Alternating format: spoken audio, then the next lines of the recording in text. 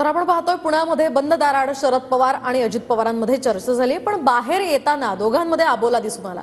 Vasantdada sugar इन्स्टिट्यूटच्या सर्वसाधारण सभेच्या बैठकीत पवार आणि दादा एकाच मंचावर आले होते। मात्र आधी मंचावर पवार दादांची आसन व्यवस्था शेजारी शेजारी होती, पण नंतर मात्र पवार आणि दादांमध्ये बाबासाहेब पाटील बसले होते। दुसरीकडे अजित दादांच्या शेजारी जयंत पाटील बसले होते। आपण या दोन्ही दृश्यांच्या माध्यमातून पाहू शकतोय। पहिल्या दृश्यामध्ये आपण पाहतोय बाबासाहेब पाटील हे मध्ये बसले आहेत शरद पवार आणि अजित पवारांच्या, तर दुसऱ्या दृश्यामध्ये आपण पाहू शकतोय मंचावर पवार दादा यांच्या आधी दोन्हींच्या खुर्च्या या शेजारी शेजारी ठेवण्यात आलेल्या होत्या। शरद पवार आणि अजित पवारांची खुर्ची ही शेजारी शेजारी होती।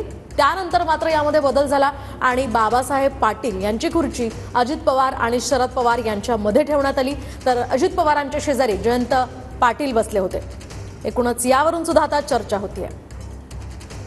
तर अजित पवार या ठिकाणी आले आणि त्यानंतर या खुर्च्या बदलण्यात आल्या।